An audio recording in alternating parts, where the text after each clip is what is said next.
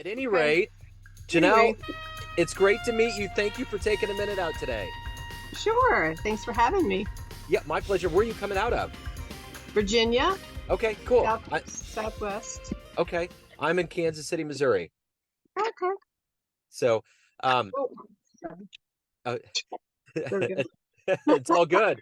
That'll wake us up. So, I want to begin our conversation before we get into your work and your mission and what has made you who you are by asking you, how did you survive the last 3.5 years with the pandemic? How did you get through it, and how did it change you? Well, it's interesting. I mean, it really wasn't a big change for me because I had already been working from home for years by the time that all happened. So to me, it was just like, okay, well, I'm just still doing the same thing. And um, we still, we didn't do the whole order your food to be delivered or anything. We still just went to the store. I don't know, it just really didn't impact us a whole lot personally, except probably the biggest thing for me was not being around people, not going to church, and having that community. And that actually took me a while to get back into that, not out of any fear of COVID or anything like that, but more just the habit of just staying home all the time. And I had to actually make myself get back out into social um, situations. Yeah, yeah, I just got super comfortable being home. It was weird. I never would have thought that would have happened, but it yeah. did. It was just, And I think we're all still going through levels of PTSD. We're mhm. still too close to it. I interview a lot of jazz musicians, and I remember one musician telling me at one point that there was kind of this phenomenon where when they got back on stage, to have all those eyeballs looking at them after all of that time without being around anybody was a Yeah, huge shock to the system. So it's interesting how it all manifests in our personal destiny. Um, yeah, yeah, it really does. And speaking, I'm a speaker, so I hadn't been in a in-person event for, well, one in the middle of all that. Somebody did have I think it was in 2021, and it was sort of, after the initial uh, couple years of it, and then we had an in-person event, and then nothing again until this past year. So that was interesting to not only be around a lot of people, but be on a stage speaking to a room full of people in person. And also, the other thing I missed a lot was dancing. I love to dance, and I yeah. do these contra dances, and that just started up again just this year, just the last couple of months. So that was like really wild. Like Yeah, I'm dancing with people, I'm that's touching it. them. It's wild. Yeah, that's great. So let me get to the essence of what you do for a living. I'm going to put you in front of a bunch of third grade students. It's career day. You're in front of them, and one of them asks, "What do you do for a living?" How do you answer that child? Huh. Well, interesting because I used to teach kids. So Okay. I help I help two different groups of people. I help women who are really looking for a change in their life, whether it's another job or they want to move up in their company or they just want to find something that they love to do. And I help them to figure out what that is, to get to know who they really are, and to be confident in themselves to go ahead and do what it is they want to do.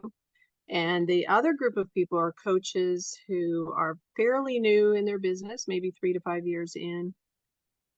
And I help them to figure out their niche and their audience and their message. And then from there, begin to speak so that they can attract more of their clients to them. So I help them with putting together talks and getting on podcasts and summits, learning how to get themselves out there and build their business from there. And then beyond that, once they're starting to attract clients, then we make sure they're all set up in their business and have structure around it and systems in place. So, So what did you want to be when you were in the third grade? What was your dream to grow up and become? oh, I always wanted to be a teacher. Yeah, Yeah, school teacher. That was it. I played school every day after school. nice. Yeah, yeah. When I was a little older, I had a school in my basement, and I was probably middle school by then, maybe. I wasn't in high school yet. But I would invite the younger neighborhood kids over and we would play school, but to me it wasn't play. I was actually trying to teach them something they didn't know. And I just always loved doing that. So I became a teacher. I was elementary, middle school teacher for about 20 years. So take me back to your childhood, where you were born and raised, and what were these seeds that were put into you that made you want to teach and to empower and to help people? Well, I was one of 8 children. I was the first girl. I was the third oldest. And my dad was in the Navy. My mom stayed at home, took care of all of us. So being one of the oldest, I was kind of the mother's helper. So I was always, when the younger ones, especially the last two were born, I was helping my mom a lot with them. And I just always loved little ones. And helping them to learn things. I think there was always something innately in me that wanted to help people reach their potential. Like I could always see potential in people, and especially kids. And my desire, my drive was always to help them see what they had inside of them, believe in it, and then, build on that. My dad was he was in the Navy, but he also did a lot of teaching himself. He eventually, after he retired from the Navy, he went to Virginia Tech here and was a professor.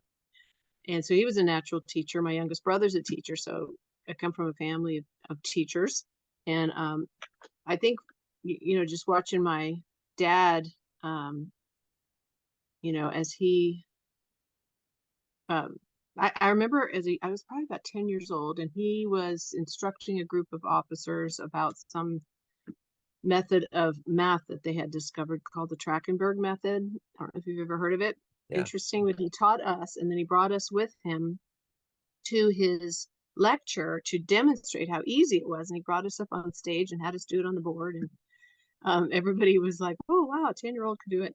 And I just remember that making a big impression on me that, you can share this knowledge with people and really make an impact. And the fact that he brought me along, I think it meant a lot to me. Yeah. So Definitely helped me. yeah, absolutely. So who's been a hero for you in your life? Who's inspired you the most? I would say definitely both of my parents. My dad especially. He was an amazing man. He just passed away a year and a half ago. About a year and a half ago. He's 98 years old, Wow. and yeah, he was always giving and supporting people, and but he always spoke up for what he believed in and never backed down. And he was very, he was a commander in the Navy, and that commander could come out, but he was always a man of compassion as well. And all the men or all the people that he ever led under him loved him as a leader because he poured into them. He treated them like people. He wanted them to, be their best, and always led by example. And I've always admired him and always wanted to be like him, really. And he always said, treat others the way that you want to be treated. That's how he lived his life. So he definitely was my hero. So if you can meet somebody on the planet right now that inspires you, that you look up to, anybody alive, who would you love to meet and talk to? Anybody on the planet alive? Wow, I don't know. I think probably I'd have to say somebody like Brene Brown. She's also somebody she's her books and writings have helped me a lot in my own journey of transformation and healing and learning to know who I really am and owning my story. And I would love to meet her in Yeah. person. She doesn't know it, but she had a huge impact in my life. So I think she would be one for sure. So what is your motivation every day? What has historically been your motivation to wake up in the morning, to do your work, to help people and accomplish what you want to get done? Well, what really motivates me as far as helping people is that I think a lot of it comes from my own journey of not really, I had a lot of trauma in my 20s that I didn't process until my 50s. And I didn't realize the impact it had on me and how it was really holding me back and keeping me from going full out and being confident in myself. I didn't go after a lot of the things I wanted because I didn't believe I could. And then when I went through the process of just going through all of that and healing from it, looking at it, realizing what happened to me didn't really define who I am. Then I learned who I am. I began to kind of get to know me and liked what I saw. And then out of that came a lot of confidence. And I started going after my dreams and building my coaching business. And I was in my 60s by then. And so I want to see other people, especially women, to the title of my book is Take Center Stage, Be the Star of Your Own Story. And that's really my passion, is to see people be able to step out into the center of their own life as themselves with confidence, shining their light, stepping into their purpose, whatever that might be, because I believe we each have a purpose. And when we're walking in it and making the impact we were meant to make, it makes the world a better place. And when we're not doing that, the world is suffering. I mean, we're not benefiting from that, and so that always drives me. And everything that I do is underneath everything that I do is seeing that potential in people and helping them see it for themselves and owning it and believing in it so that they will take action and step into what's meant for them to do.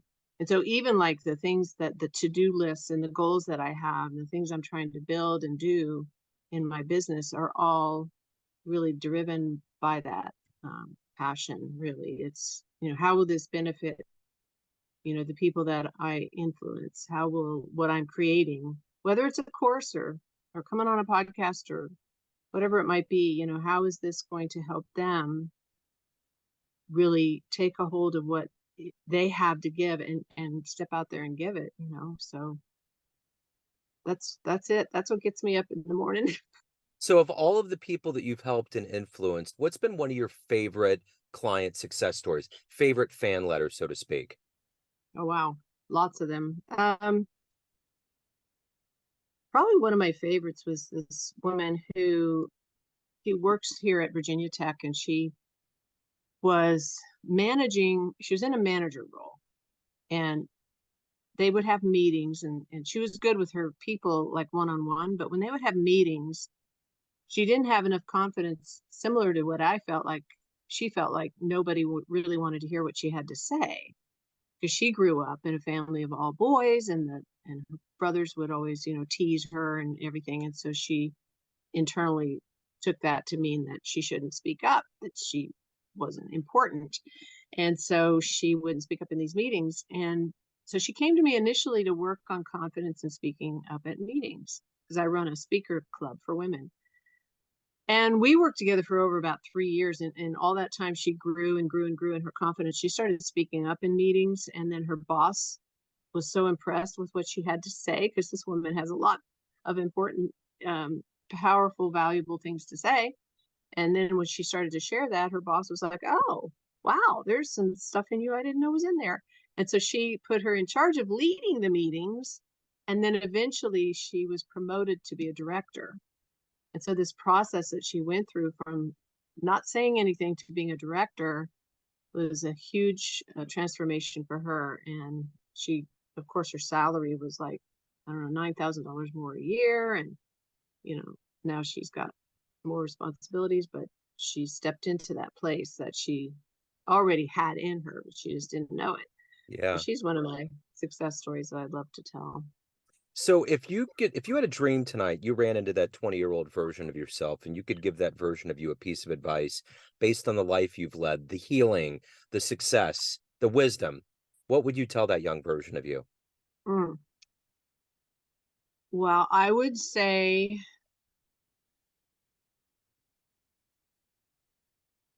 I think the main thing would be to know that you are valuable and worthy to be treated, with the utmost respect and love, and to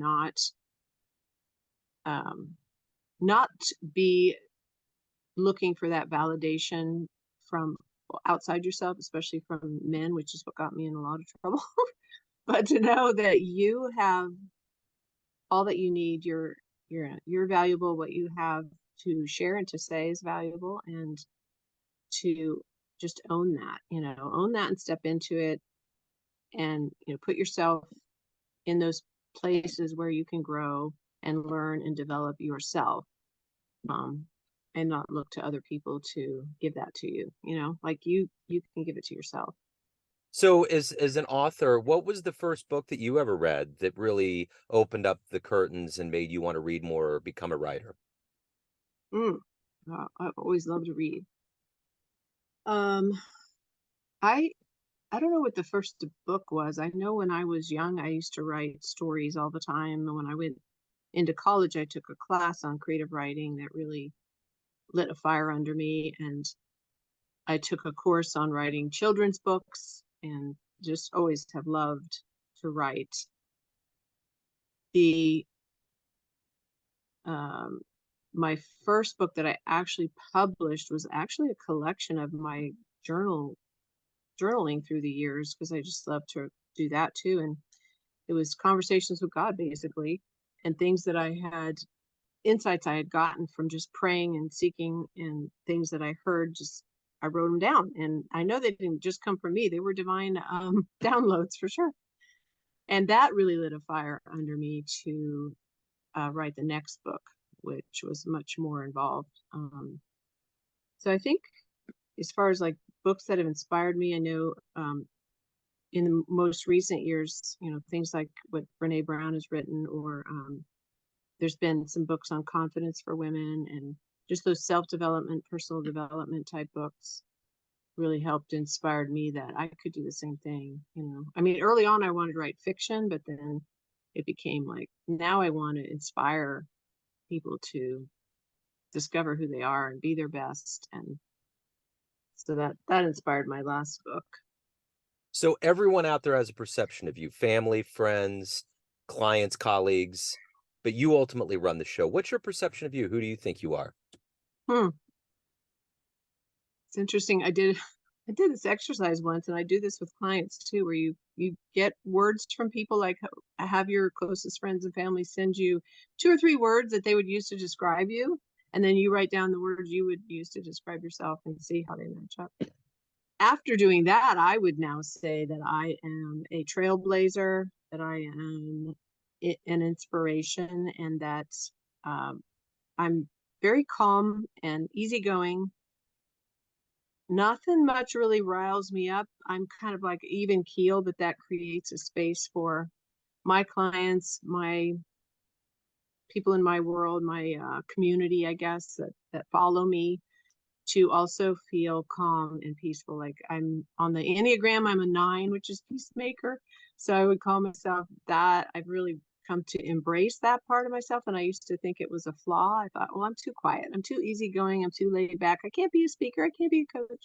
But it turns out that that's really my superpowers, Yeah. you know. And then I feel like I have a lot of wisdom through the things I've experienced and learned to share, that help people.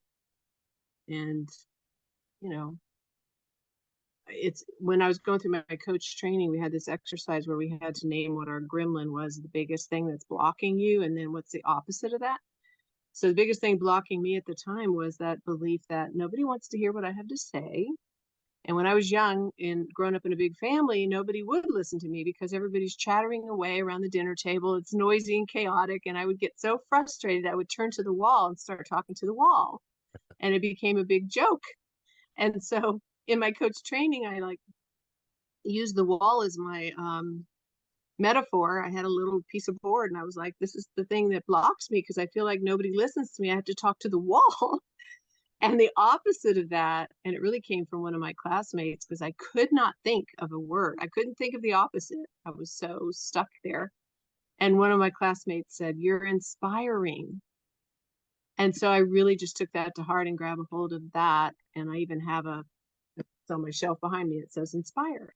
And, really just, that's what I want to do. I want to inspire people to be better. I want to inspire people to be who they are, not be somebody else, but really fully embody who you are, because who you are is wonderful. Mhm. Everybody's amazing. Everybody has talents and gifts that are unique to them. So I want to inspire people. If I can inspire them from my own journey and story of transformation, to shed those shame stories of their own life, the things that have held them back, get rid of the wall and begin to speak and let your voice be heard, then I feel like I've completed my own purpose if I do that. So if anyone wants to take the baton from here and get your book, reach out to Mhm. you, hire you, anything about your world, where can they go? They can go to my website, which is emerginglifecoaching.com. And I also have a new app, which I just launched, and it's also called Emerging Life Coaching. And I'll be developing that, and that'll be a great place to connect with me as well. Excellent. Thank you so much, Janelle, for your time today and your story. I really appreciate it. Thank you. Thanks for having me. This is really, really a joy. Absolutely. I'd love to. Thank you. Have a great weekend. Okay, you too. Take care. Bye-bye. Bye-bye.